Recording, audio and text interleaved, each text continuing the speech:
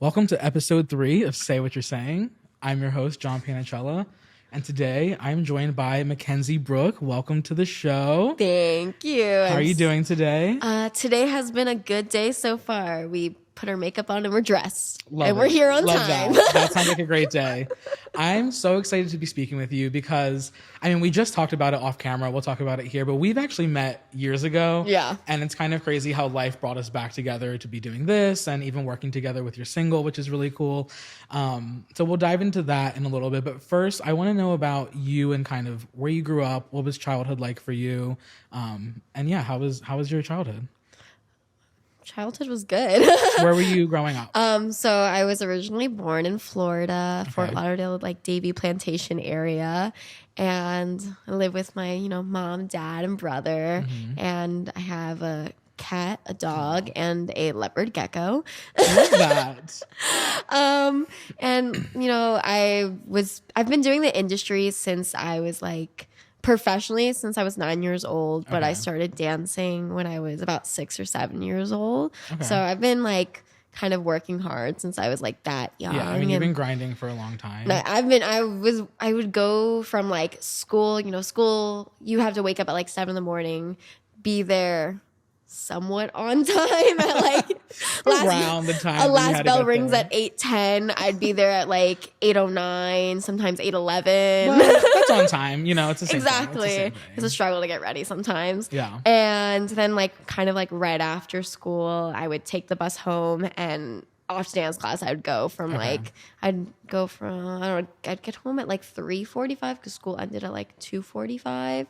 And then from whatever time that was, I'd be in dance till 12, 1 in the morning. Oh my gosh. So dance is kind of what got you into the entertainment industry. Yeah. What got you into dance? Is it something you always wanted to do? Okay, dance didn't actually get me into the industry because I was modeling before that when I was really, really young. I was a little Gerber baby. Really? Yeah. That's insane. Wait, how do we find those pictures? How do we know which one is you? I've been asking my mom. Looking off camera, we're like, I've been asking to see those, but it's well, of course, I know what I look like as a baby, but there's so many babies that's kind of really hard to find out which baby you were. I feel like babies kind of look like babies until a certain age, so you can just be like, that one's me. Exactly. You just post and be like, this one's me, even if it's not. Who's gonna find out?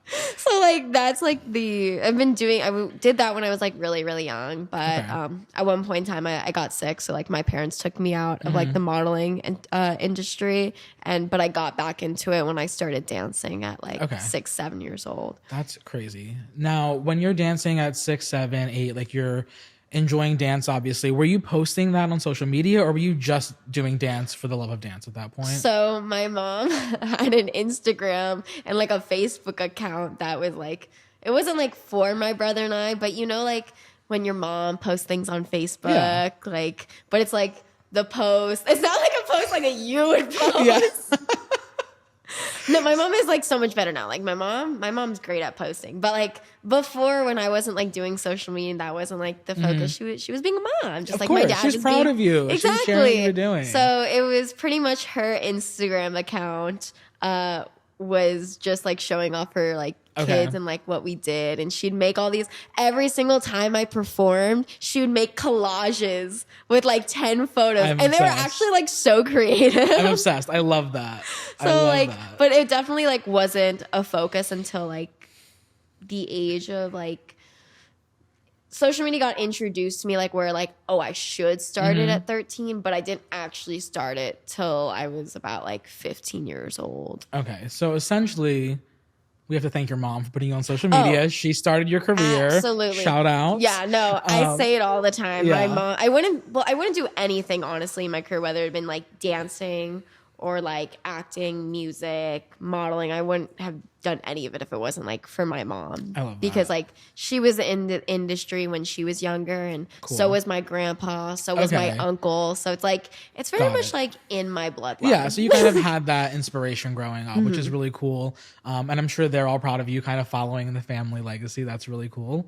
Yeah, I was really scared of it, honestly, for a long time. Not scared of it, but for music, a long time, why I didn't do it is because that's what my mom's whole side of the family did. Okay. And like my uncle's like a really talented singer and songwriter. Okay. And so I was like, I didn't want to like necessarily be like his shadow or like compared to him and everything like that, especially like when I was first like starting. So like I definitely hid that for a while just because like one thing my family also does is we give hard criticism, but like we do it out of love and everything, in which like I'm like very thankful for like the criticism. I love being critiqued. It's so important. Yeah, like, it is very important. I think constructive criticism is one of the most important things in whatever we do in the industry, because otherwise you kind of go through life a little delulu and you're like, oh, like I'm great. I only am delulu about my relationships.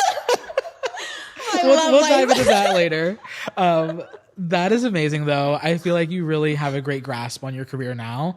But when you first started posting on social media on your own pages, like you wanted to do that, was that intimidating to you at first? And like, what did people around you think? What were your friends saying? Were they supportive? How was that? So when I first started posting, like when it was introduced to me at 13, it was something like my mom was like, hey, McKenzi, because I went to like the first ever playlist, which is like VidCon, but like in Florida. Yeah, I love and playlists. It's like huge.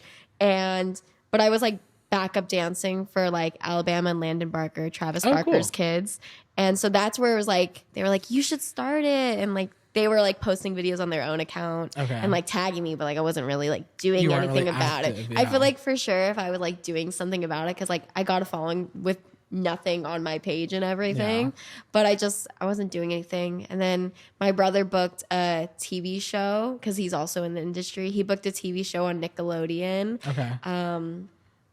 Whatever age, 15, whatever year that was. What show? It was called Lip Sync Battle Shorties. Okay, cool. So it was with Nick Cannon and Jojo Siwa. Yes. And which she's killing it, by the way. Just she like is. I feel like her whole PR team is like insane. Like insane. Yeah. Like whoever's like taking care of it, like freaking gold.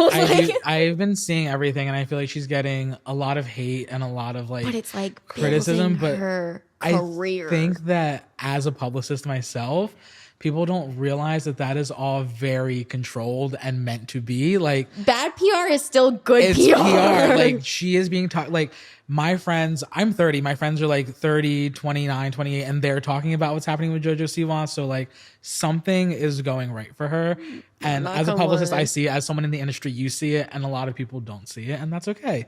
It's working for her, and that's all that matters. You know, I one day strive for that. Not like strive for bad PR, but like strive just to be like she's the talk of the town right now. Exactly. She really is. I was saying, we're gonna dive back, but we segued a little bit.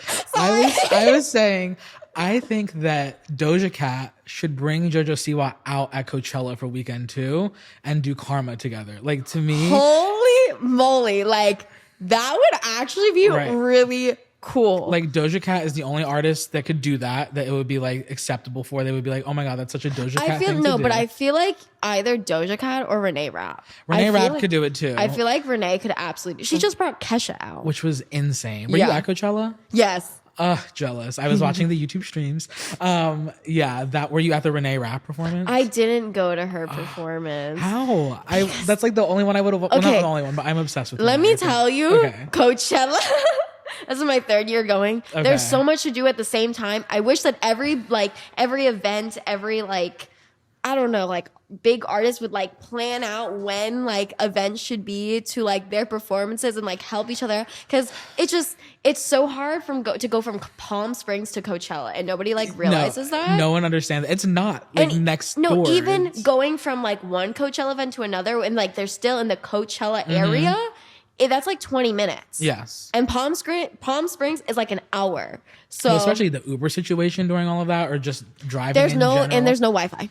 There's like no such thing as Wi-Fi. Their service is terrible over there. You're like off the grid, and you're like, how do I get out here? How do I find the address for the next location when I can't even access my email right now? Yeah. I mean, it's like you said, for people who don't know, when you're going to Coachella and you're an influencer or an artist, you're not just going to see the performances. There are also brands that are hosting events, and they have these houses that you go to. And so it's like, there is so much to do crammed into like a 3-day, 4-day kind of span of time. So it makes sense that you can't like see everyone that you want to see, but Renee Rapp would have been top of my list, I must say. I did want to go. I'm not saying I wasn't trying to, but I definitely did. I get it. I pretty much only got to see like the late night like shows. Okay, did for you everybody. see Janae Aiko? No. Because, okay, the thing is, I wanted a really good spot for Doja, okay? Okay, so you saw Doja, though. Yeah, so no. Which I was at incredible. the barrier, the front of the barrier. Yeah. I think she's an incredible performer. I think she killed it. I watched the set, like, such a good performer. How did you like it live? So I have, like, my, like, pros and cons about it. I think pros for it, I loved how she was able to change like 7 times during her performance. Crazy. The outfits were crazy. The one with all like the hair, and then her telling the story of her shaving it off and everything. Yeah. I thought that was so cool. Choreography was also insane. Dancers were so talented. Set design was really cool. I know one of the dancers, by the way.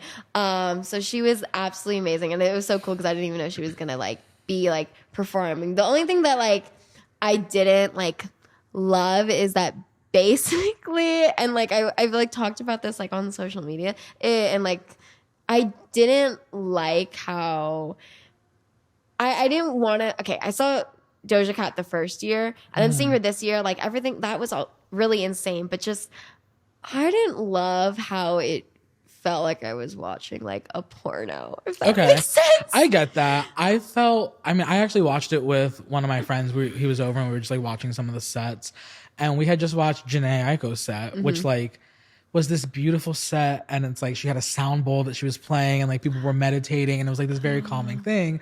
And then we switched on Doja Cat, and I was like, this feels dark and like a little bit different than what we just watched. So I totally get that. And there was a lot of like sexual elements to it.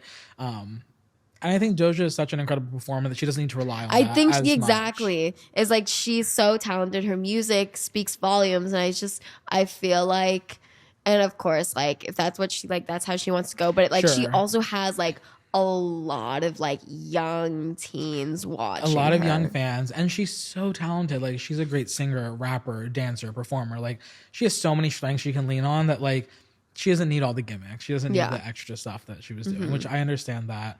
My biggest gripe was that she didn't perform Say So.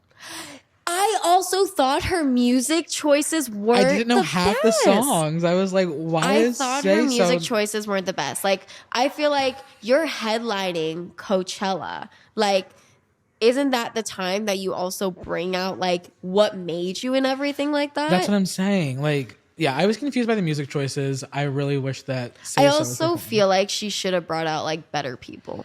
That too. Why was Nicki Minaj not there? Well, because Say So didn't happen. And why wasn't SZA there for Kiss Me More? Like, why didn't that happen? Maybe Weekend too. Yeah, I just feel like she could have brought better people. And why wasn't Jojo Siwa there for Karma? Like, that would have been insane.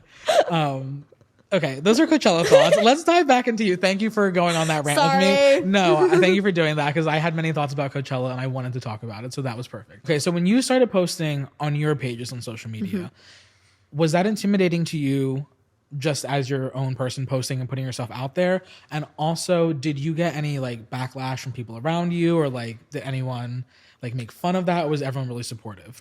So starting on social media, it wasn't at first like intimidating. I didn't really know what I was doing because at the time when I started, my brother was on set for the TV show. I was staying in a hotel by myself because my mom had to be on set with him because he's a minor. And I didn't really kind of, that was the rule of me staying in LA, is I had to start social media. Well, there was like 2 other options, but I said there was 2 other options. I said there was 2 other options, not including social media. Right. But I chose social media. So like at first it wasn't like really intimidating. Like I didn't even start off like I was 15. I can't do math. Hold up. Never mind. I'm not gonna guess how many years I was dancing. If 2 people can't do math, that equals we're not doing math. That's the only math that I know that we're not doing. So so however many years I was already dancing professionally for 6. There you go. So I was already dancing for 6 years. I didn't even start with like dancing on TikTok. I started with comedy skits. Which it is a site that nobody should ever go back on. I remember those because again, we met when you were around that age, so I do remember those. But I don't want to talk about that. We'll put them right here. I'm kidding. Like I I very much was very, very cringy, which, you know, cringy works for some people. And, you know, I applaud someone. And at the time it works for me. But, you know, I still like here and there, like do cringy stuff because it makes me happy. Yeah. But like those videos, I don't ever want to go back and see again. When my mom pulls me up, I'm like, put your phone down. Do not show that to anybody. I'm like, that's like a thing that should be hidden for the rest of your life. Like, show the pinned videos. Those are the ones that we want people to see. Yeah, exactly. Or like just the popular ones. That's it. But, you know, starting on it wasn't like super intimidating because I was like in LA for about, I don't know, almost 2 months, I feel like. And I was just like doing it on my own. I hit 40K and like pretty quickly. Wow. It was more when I went back home and I went back to like my like dance group, and because I was back and forth between different companies just trying to always train. And when I started making social media videos, and I would say I've always had like a steady growth. I wouldn't say it was like, you know, like super rapid. I wasn't like a Charli D'Amelio or anything. So there wasn't like one video that really just like blew up. And I would say, of course, there's like I've had videos that like blew up, and then definitely like that put me on like the pathway. But like I was also like the type of content I was making, I was always making sure that someone else would enjoy. Like I never looked at it as in like, if I don't enjoy watching like my own video and things like that, why is someone else gonna like watch the whole entire video? And that's kind of like, I would say one thing that has made me successful is that I realized that like I have to look from an audience perspective, not just my own and everything. And I kind of learned that from like a young age because like my mom also like took marketing in like college. So I feel like there's a lot of things that she taught me from when like she was doing it, or like what she learned. But like it was never intimidating until I went back home and like all my friends like looked at me weirdly because like it was when like it was the beginning of TikTok. It was so like new. No one was doing it. Everyone who like did Musical.ly, which I didn't do Musical.ly, but everyone who did Musical.ly like basically left the app and like stopped posting. And so it kind of just like died. But I was like, I'm going to do it. And my mom's like, yeah, like let's do it. And so it was more just like, I definitely got like a lot of like,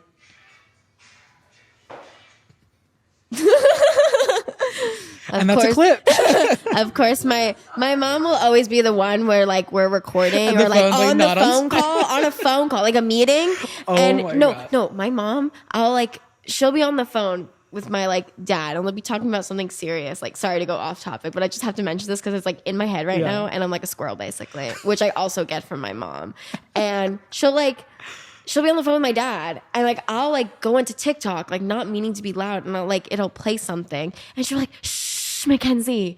And I'm like, you're on the phone with my dad. Like it's my dad. But then like on meetings she'll do it and I'm like, yeah, you're like recording a podcast. I can't say anything to her because of course she's my mom, so I can't. No, we love it. We love it. I think it's great. It's gonna make for a great clip on Instagram. So I think it's perfect. She always plays something in the background. She has to be the next guest. I think we need her on the show. I have done podcasts with my mom. I feel like that would have been amazing. A lot of people actually asked for my mom to be on like podcasts or like YouTube videos. They'll be like, "Can you bring your mom?" I'm pretty sure people like my mom more than they like me. I think next time we'll have you both have to do it together. A couple months will go by, something else will come out. No, it's also because she's like she's very like quick on her feet, and she also like is so straight up. Yeah, but like not in a mean way, because it's like an East Coast thing. Yeah, it's an East Coast thing.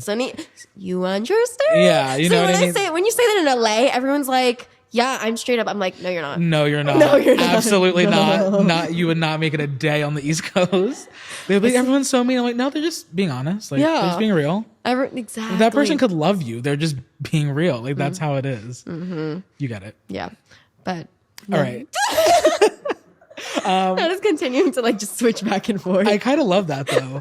Back to your friends back home, keeping it real, I guess, and not being super supportive. Was that tough for you? Did you find like certain friends that you had to move away from? Or, I mean, it kind of probably like sorted out some people in your life. I will definitely say like growing up in school, in middle school, I got bullied. Mm-hmm. So when like my dance friends, I didn't really have like close school friends. I only have like till this day, just like kind of one close school friend.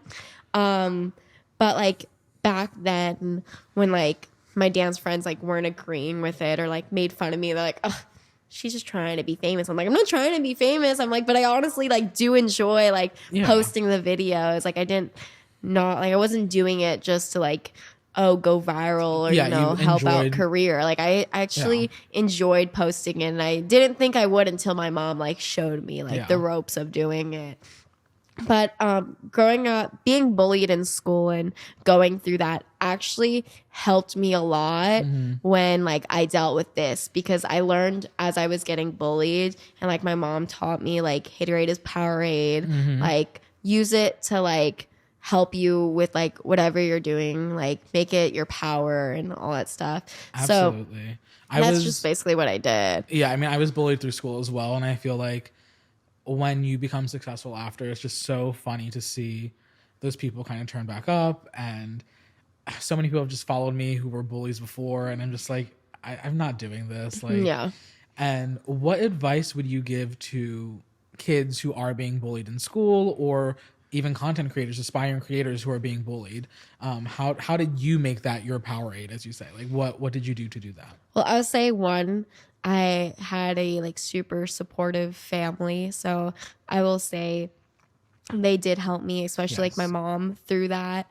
I would just say like at the end of the day, no one else's opinion matters other than yourself. Like don't let other people like influence your own like opinions. Yeah. And I think when I was getting bullied, I learned that at the end of the day, you probably aren't going to see those people in like 5 years, 10 years, like at the end of the day. Exactly. And like, again, kids are young. Kids do like dumb, stupid things all the time. So it's just like, it happens. Like some people just, instead of like being like, you kind of not need in life, but like some kids have to like, I guess, go through hurting other people, which you shouldn't need to, but in order to like learn at like when they get like older in life that like that's not right. And then they're able to teach their kids like, don't beat me. Yeah. Like, that's a really mature and like gracious way to look at it. That's really mature of you. I've never looked at it that way. I'm just like, wow, you suck. So that's really cool. I'm like, learning something new every day. If I had to suffer for you to become a better person, I'll take it. If I had to go through the suffering for you to be a better person and you to teach the lesson to your kids and make sure your kids don't bully other people, then you know, it's fine. It's okay. I'll take it and everything. I wish I knew that at 20. If I suffered, you were suffering too. That's how I felt. I never looked at it that way. My mom always taught me 2 wrongs don't make a right. And, I don't know. I never wanted someone else to like feel the way like I felt when I was younger. Now, like as I'm saying this, like it's gonna sound really weird and everything like that. But I do hope my kids get bullied. Like if I have kids, I hope they get bullied in school, because I felt like getting bullied taught me so much. It taught me a lot. It gave me thicker skin. In a weird way, it gave me my confidence, because I always knew I was good at what I did, and I always knew that I enjoyed what I did. Maybe even more important than being good at it, I enjoyed it. And so if you wanted to make fun of me for that, it didn't bother me, because I was still doing what I love to do. And I think that taught me a lot. So I agree with that. Yeah, exactly. I feel like bullying, like when you're the person who, like the victim, I feel like it does teach you a lot. And which is like, some people, like, of course, probably don't agree with what I'm saying and everything, because, no one's ever going to, not everyone's going to everything. And it's not that we're condoning bullying, but I think that if you are able, like you said, to look at it in that perspective and grow from it, it can build character and strength in you as a person. So I totally get what you're saying. Yeah, I would definitely, like, if I were to go back in time, I would never, like, go and say, like, I would never change a thing whatsoever. Same. I would be like, no. Put me through it and everything I'll like go that. Through it. Yeah. Yeah. And like I think like that's just like how also people should just look at life as like instead of like the lemonade half empty, which a lot of people in LA look at the lemonade half empty, and oh my God, that gets on my nerves draining. when people don't like look at like life as half full instead of like they look at it half empty instead of looking at life half full and everything. Because life is just too short. It really is too short. And I just think that... Did a nail just break? Yes. And that's a clip. Oh my God. That's how I'm going to know where to put my clips at. I'm just going to say that every time and then clip it for social media. I knew I had to get them done, but like, damn. No one's going to notice. Just put that hand behind your back for the rest of the interview. I have a premiere tonight. Oh, no. It's the world premiere. Do you have a clue? Yeah. This is so sad. Are you guys going to the premiere from here? Yeah. Oh, yeah. You are? Yeah, we may have some glue here. I'm bleeding. No, you're not. I am. Look. It's not Oh my like God, you're literally bleeding. It's like a little boo-boo. We put some duct tape. You have like a chrome nail, like a chrome duct tape nail. Sorry. My Oh bad. my God. This is a chaotic episode. You just said glass half full. Yeah, exactly. I Glass half know. full. It'll match my other. It's sitting right there. It's killing me though. Very punk rock. No, just the red blood totally just goes with my red lip. It's perfect. It's perfect. Do you need anything like No. no Band-Aid? No. So we talked about posting on social media, kind of dealing with the bullies and all of that. When did you realize that you were kind of blowing up on social media? Was there one video? Was there a growth of X amount per month? When did you realize, oh, I actually have something here? That's a really hard question because I just feel like I've always had like a gradual like following. Like it's always just like it's always been steady. I've never had where it's like, ooh. Like the only time that I felt like was like a shocker for me was like the first, or like was crazy just in 2 days, or was it like 3 days? It was like 2.5 days, was the first year I got invited to Playlist as a creator. Okay. And that year, I think I grew almost like 2 million followers. That's crazy. I think I was like, or I think I ended it with like, I hit 2 million. I think I was at less than 1 million. So I almost grew to 1 million followers That's crazy. in just like 3 days.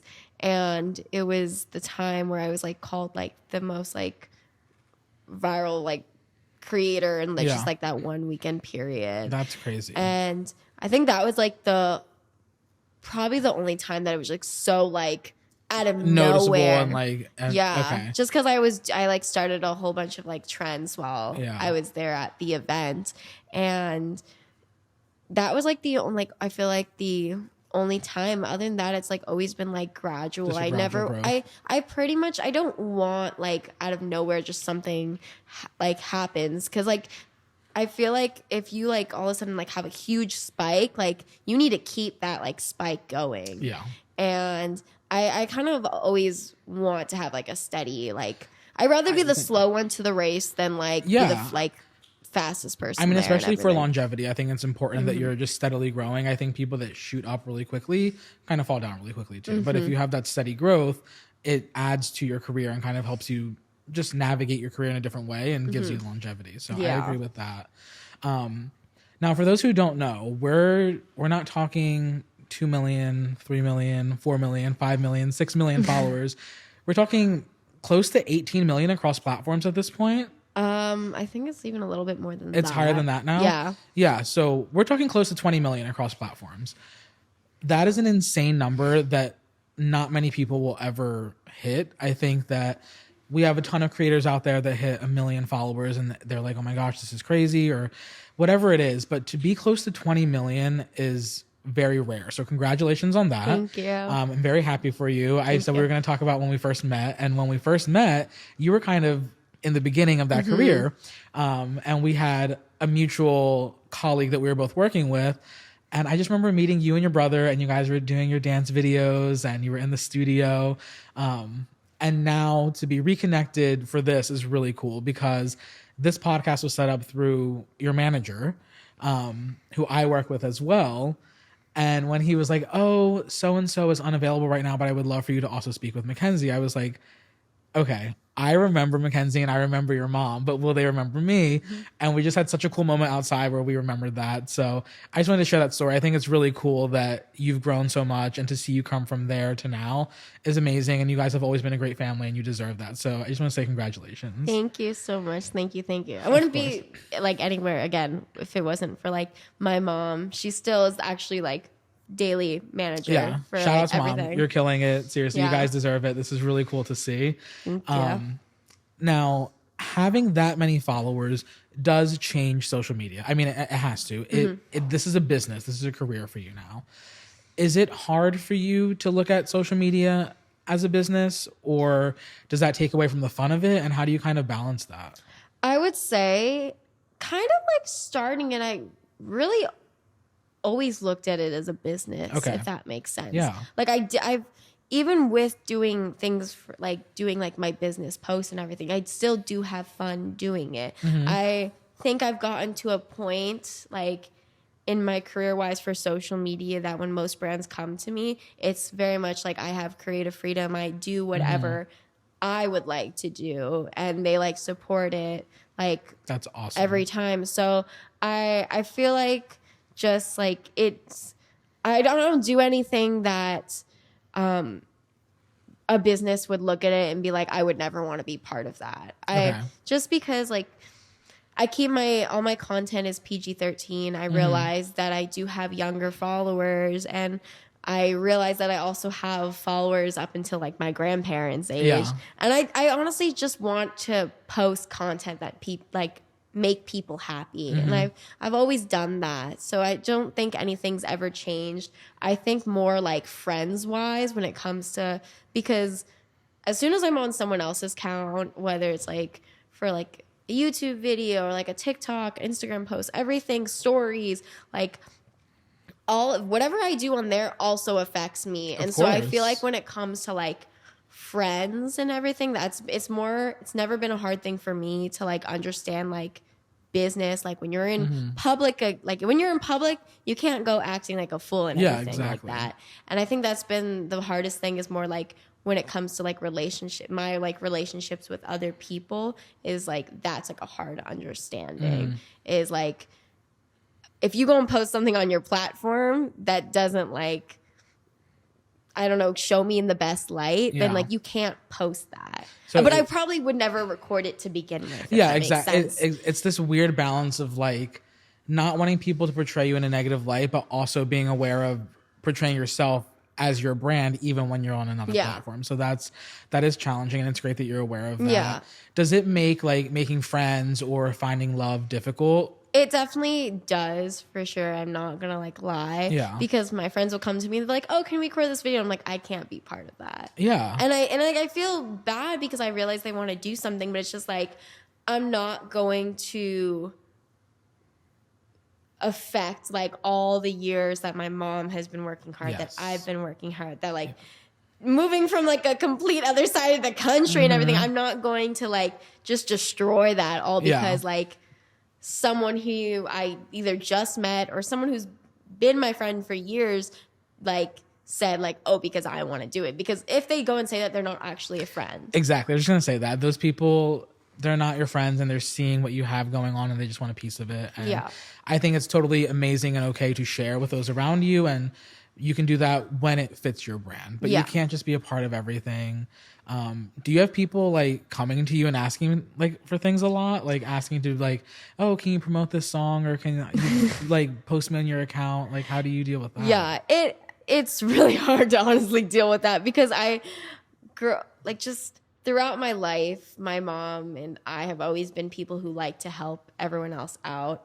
When it came to my relationship with like one of my exes, they didn't do social media. My mom and I went and were like, let's help you like start social media, because we realized they wanted to do it and we wanted to change your life, because like you can make a living off social media, and that's also being able to do what you love. So like, if I know how to do that, why not share that with other people and like, you know, kind of give them like the tips for success. Obviously, I'm not going to do it for you. Like, you have to put in the work. Sorry, I burped. Sorry. I was like paused and I was like, I feel like that microphone totally absolutely fine. heard it right now. So excuse me. But like, it's been like hard, like with relationships being like trying to show the person. And then like once kind of they have that and they know the success or like they're doing well, they're like, okay, now it's time for me to leave you.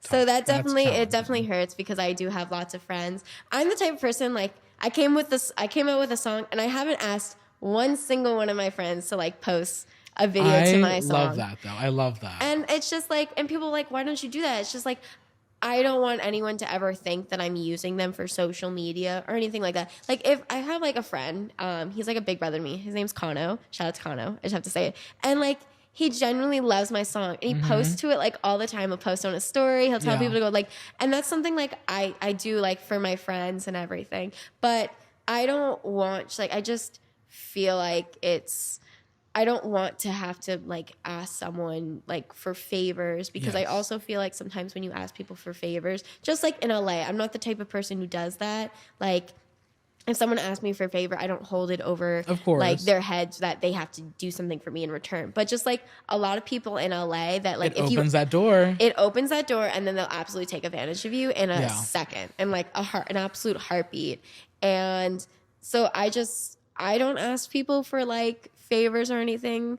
It's just like my family, like my close friends where we know to help each other out. And you will everyone's going to support each other like if you're really friends, but I totally get that. I mean, my friend group, we all work in the industry. Everyone is successful, but none of us ever hang out and like talk about the industry or like share like, oh, like I just did this. Can you post it? Like that's not what our friendships are based off of. And I think that is the most important thing when it comes to finding friends in LA and relationships is finding those people where what your relationship and friendship is built on has nothing to do with your career. Yeah. It's definitely like... Which is hard in LA because everyone is someone in LA. Yeah. And it's definitely really hard when it comes to like relationships because having a social media following, like I very much could like anyone who has social media has the power in their hand to help and promote it, but if someone like you also have the power that if that person's not a good person, you could absolutely tear them down. Yeah, if that makes sense. For like not saying that I'm going to do that, but yeah, like, but exactly. But it's just like that's just how it is, and like I've had it like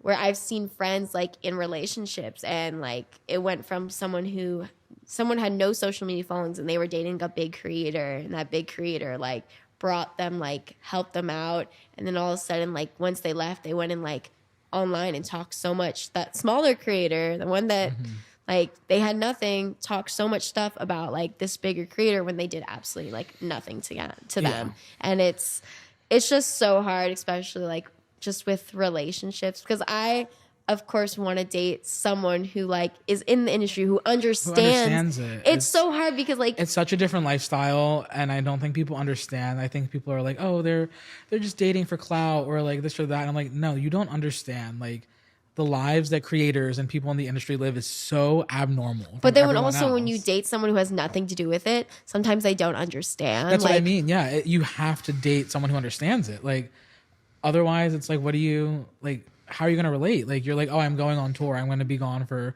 X amount of days. I have to travel. I have to do this premiere. Like, someone who's not in the industry is not going to understand that. But I've also done the other way where I've dated someone who's, like, up and coming in the industry.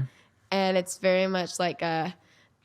Like, I personally want a relationship to where, like, and I could just, like, only, like, talk about them because they're both like in the industry. They're happily married. Gwen Stefani and Blake Shelton, right? Where they both go on tour separately. Yeah. They're both doing their things. At the end of the day, they're not going to be there for each other's tour, but they know that they support each other. And that's healthy. Like that's especially because you want to continue to grow in your career and you don't want to like have to worry about that. Like you want someone who's going to support you when you can't be there physically all the time too. Yeah, and I want them to understand that if I can't be there, that I am supporting. Exactly. And it's like that is so hard. And I'm just like, I'm the type of person that I feel like I shouldn't have to post about what's like, I shouldn't have to like continuously post about your music or post about like if you have an event and stuff like that for you to know that about I support your you. significant other? Yes.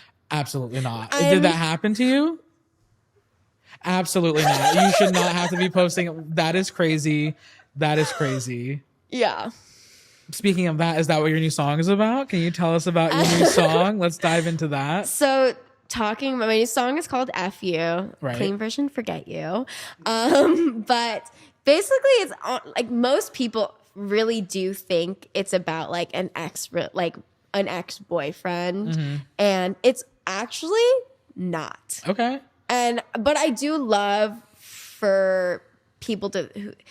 I love when someone thinks the song is about them, though, because it's like, oh, you really do know that you were a bad person. Exactly. Like if you're relating to it, I didn't say it. No, yeah. I didn't have to say that this song was about you. Yeah, maybe check yourself if you think it's about you and it's not. That's a big sign right there. Yeah, I had that recently. Okay, I'll talk about the song and then I'll talk about like the first time I ever performed the song recently. Yeah. Okay, so I wrote the song actually about an ex-best friend. Okay. Nobody knows who this person is. Love a good friend breakup. I think people need a song about that. Yeah, but I did make it to where if you listen to the song, you could react to whether if it was an ex-girlfriend, ex-boyfriend, or ex-friend. Of course, yeah. And that's how I wrote it because I want more people just to be able to like actually listen and feel like the emotions of like if someone ever lied to you and just kind of saying F you basically to them.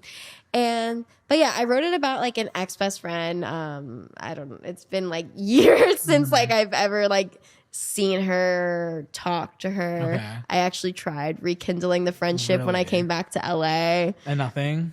They weren't a good person. Still, I always like to give people second chances, which is you gotta like, stop doing that. You gotta stop. Trust your gut. If they're not in your life, it's for a reason. Yeah. It sucks. I've been through friend breakups recently, and so I totally get it. But you just gotta cut them off and move on. I know. I did learn that with that person. Yeah. Though. I did learn that. But yeah, I kind of went into the studio. This was actually the second song I was writing with like this producer. Shout out to Mr. Ben. Love you. But this is the second song I was writing with him. And I love how we put out the second song before we like ever put out the first song or anything like that. That's the music industry. Nothing ever comes out in order of creation. Yeah, everything's always out of order. Yeah. But I kind of came into the studio. We were still getting to know each other. And I never really got to tell like the perspective of like what happened. Like we were best friends for like years. She'd come over my house. I'd go over her house. Sleepovers 24/7. Like my parents she would travel with us from like back and forth from like Florida to LA. No, it's fine. Like I did learn like so much from it.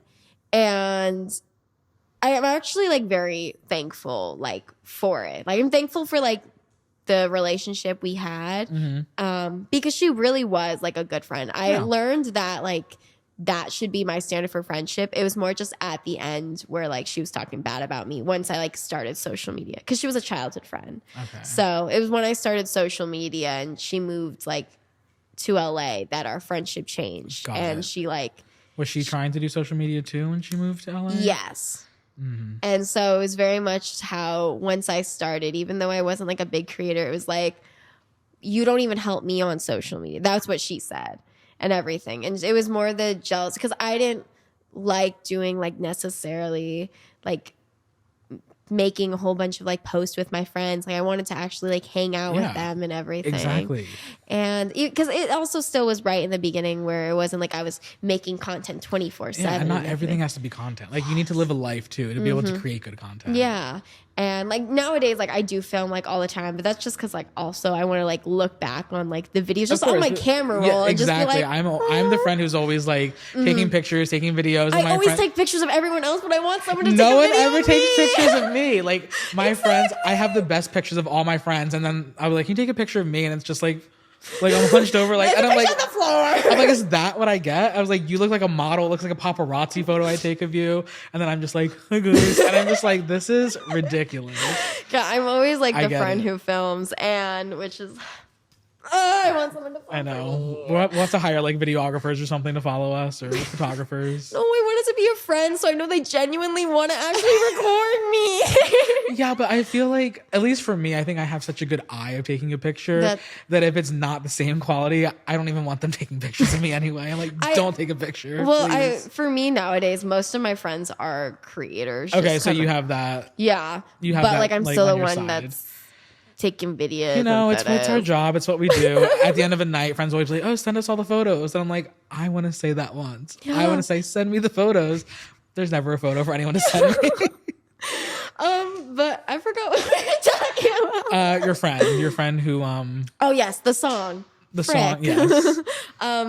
But yeah, kind of like I went into the studio and I was just like, he was like, hey, do you want to write a love song? And I was like, no. I was like, that. I am not, and still today I am not ready to write a love song. Okay.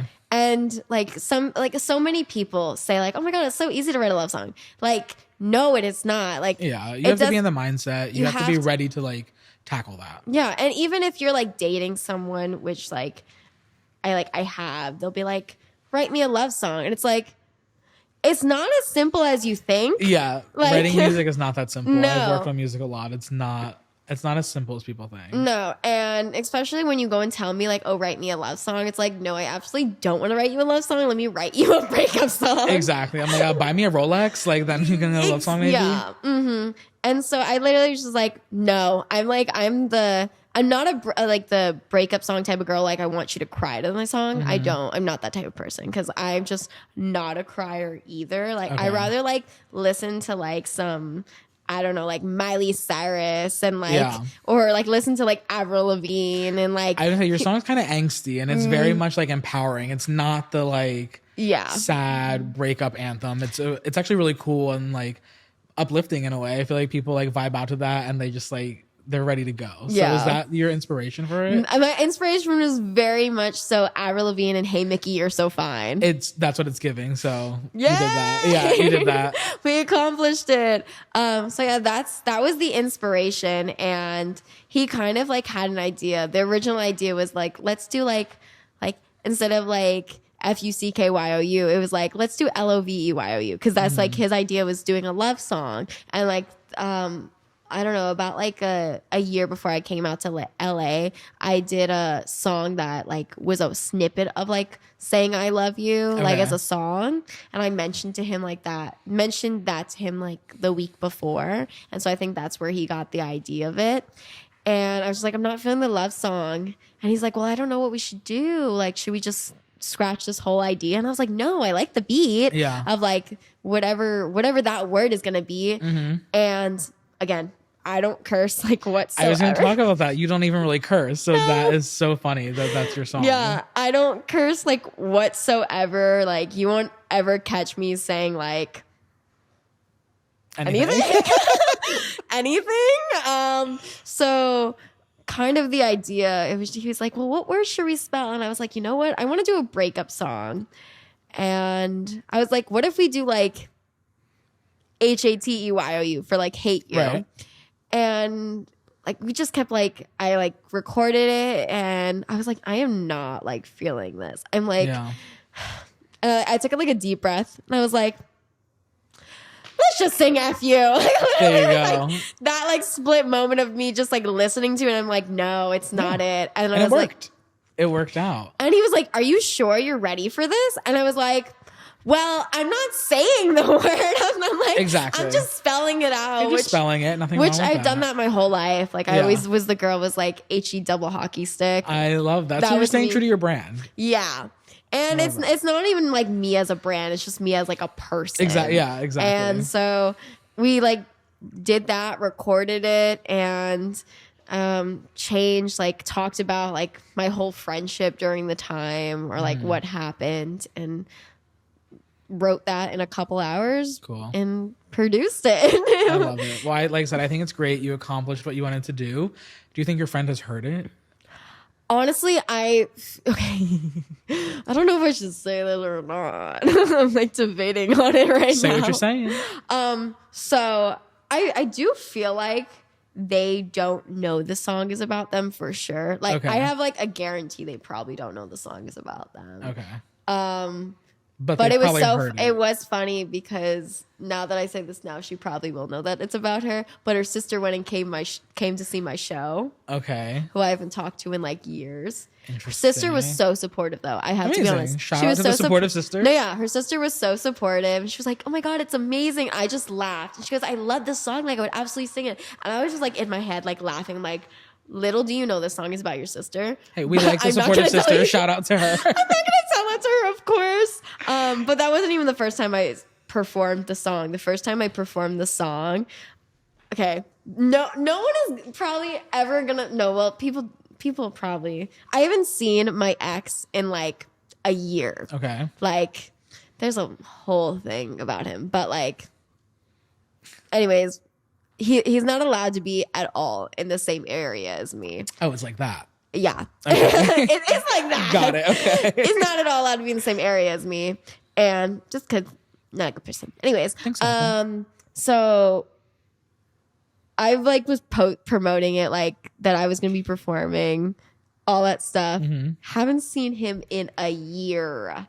And like, even at times where like I would come to an event, if he like heard I was going or found out, he would like, his friends would stay and he would walk out of the room because he knows and everything like that.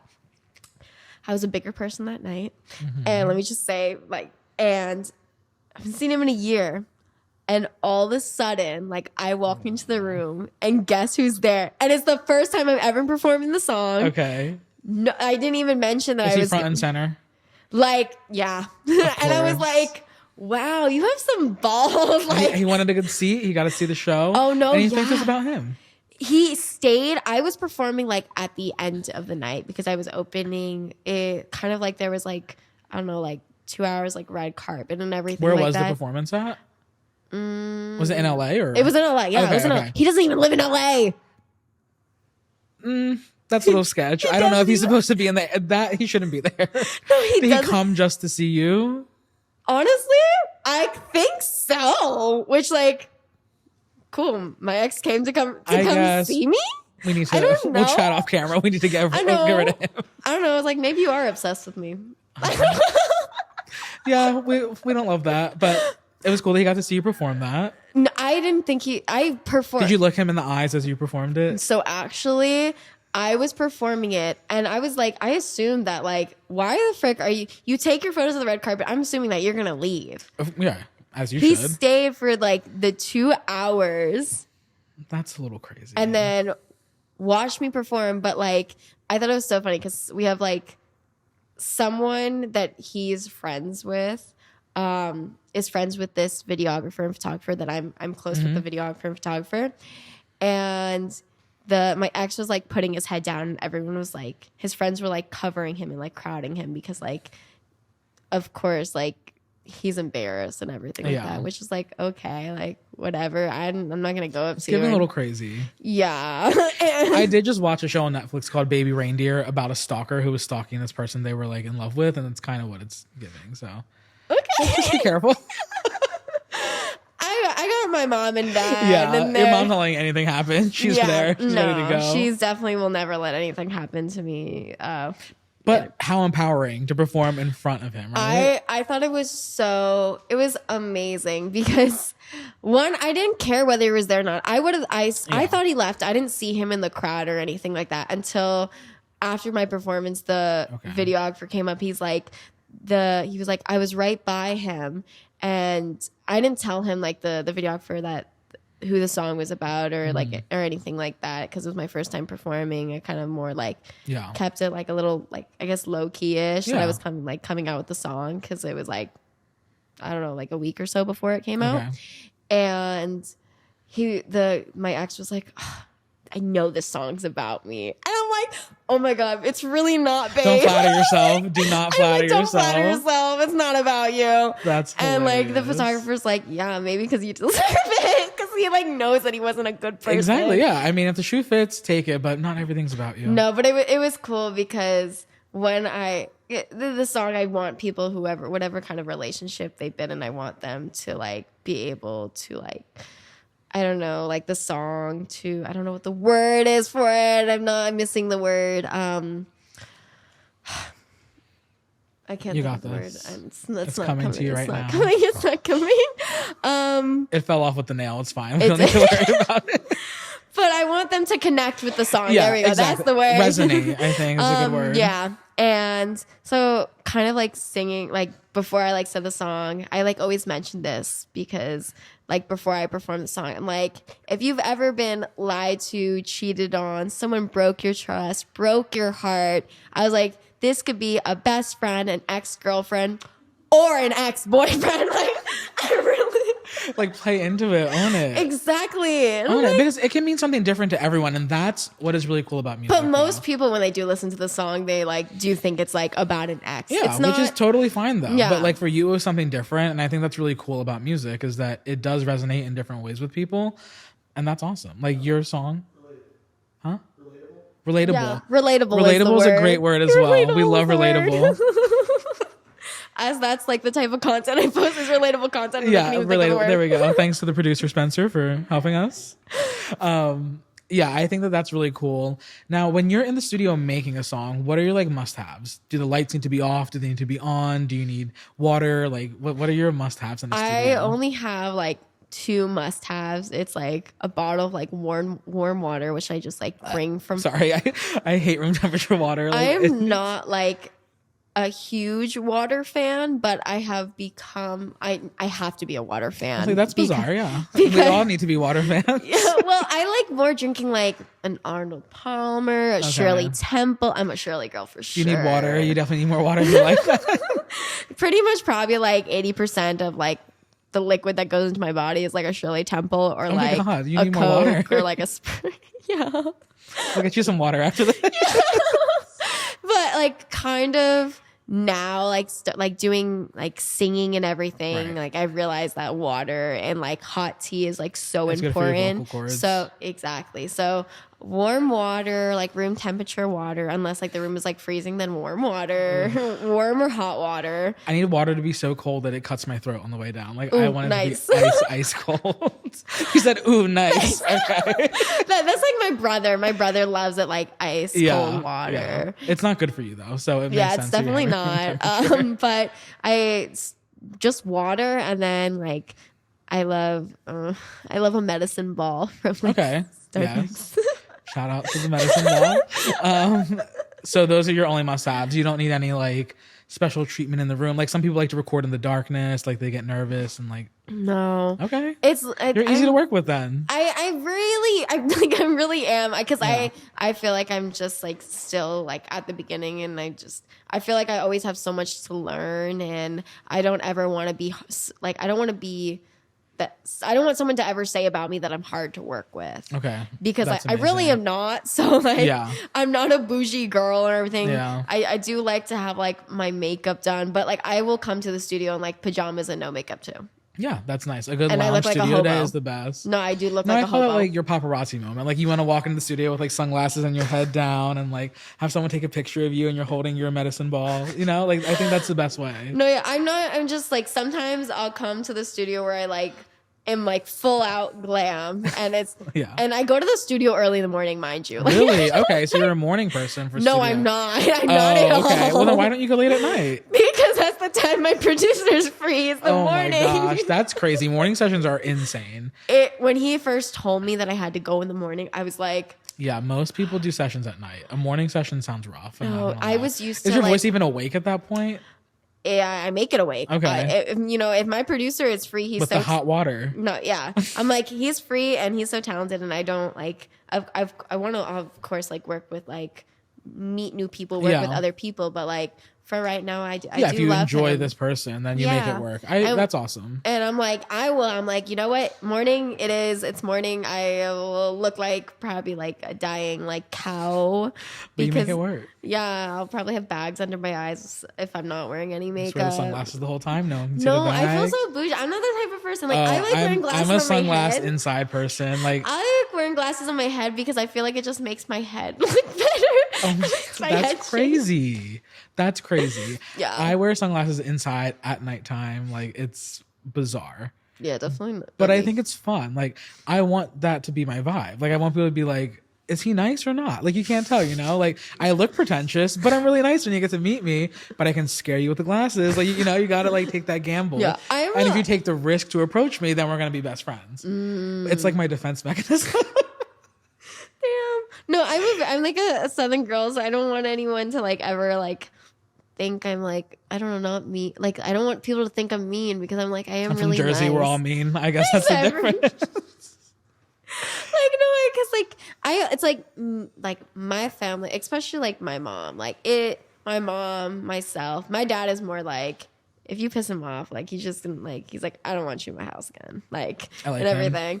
And like my mom, we're just very like nice people that like we realize people make mistakes, and so we just like we kind of like endure it and everything. And like it's only like, of course, like if you go and like cross like her babies and everything like that, that's like when mama bear comes out and she's like yeah, never again, like do not mess with my babies, like that's how she is. Me, I'm very much like, don't mess with like my mom or like my brother. And everyone has those boundaries. And my brother is very much like, he's still young and he's still like learning, so he still like kind of trust everybody. And I feel so bad because don't like, trust everybody. I know, I try to explain that to him. We've all been there. You kind of have to learn the hard way.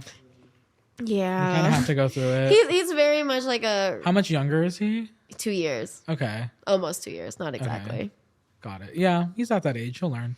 Yeah, it happens. You just have to let him learn. I know, he's such a baby though. Yeah, he'll be fine. Even though he's like a foot taller than me. I was like, he's like way taller than you. Yeah. I remember that. He's like almost like a foot taller than me.